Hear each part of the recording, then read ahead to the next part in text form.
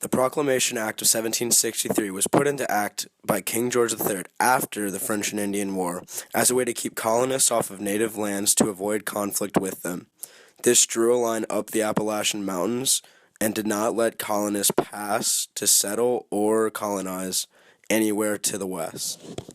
King George also reinstated the Navigation Acts.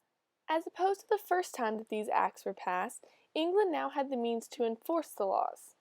These laws prohibited the trade of enumerated goods, which are any trade goods of value, to any countries other than England.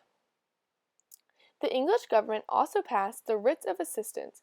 These allowed the British Navy to board American merchant ships to search for goods that were being traded illegally to any foreign countries. Merchants would be punished if such goods were found on their ships. Prior to the Navigation Acts, there was lots of trade between the colonies and multiple European nations. But after the acts were passed, as shown by the red lines, trade to countries such as France, Spain, and Portugal were prohibited. The only trade allowed, shown by the green line, was to England. After the Navigation Act, the British government continued to pass more acts taxing the colonists, and more acts. One of these acts was the Stamp Act, which was passed in 1765. This act required a stamp to be placed on anything that required paper, aka a lot, such as playing cards or birth certificates. This act angered the colonists because obviously this meant they had to pay a lot more money. So in response, Patrick Henry, a former governor and voice of the Revolution, wrote the Virginia Resolves, in which he stated his famous quote, "No taxation without representation." This picture shows Patrick Henry holding the Stamp Act and voicing his opinion to his former colonists.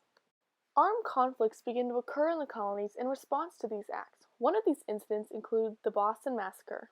This conflict began when colonists started throwing snowballs filled with harmful objects such as rocks at the British soldiers in downtown Boston.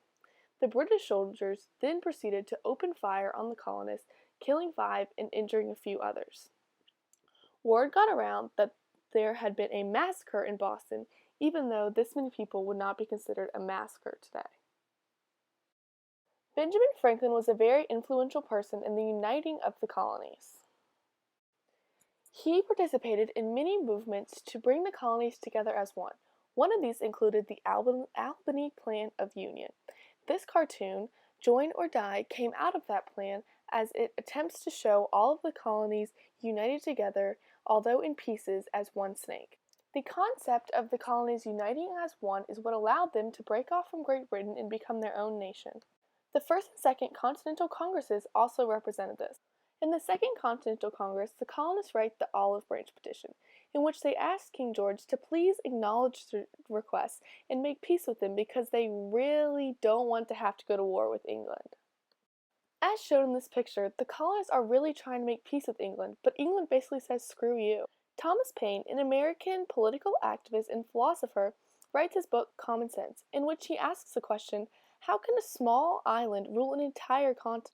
This illustrates his argument that it is unreasonable for one small island to have the ability to rule over an entire continent. Thomas Paine's book is used as inspiration for the Great Declaration of Independence.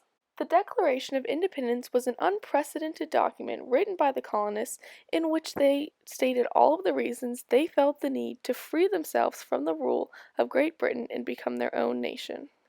The Americans were trying to rid themselves of their former leader, England, through the Declaration of Independence in order to gain freedom, especially from all the various acts placed upon them. Americans, which is represented by the horse, is shown in the picture trying to rid themselves of their former leader, England, which is represented as the person on the horse.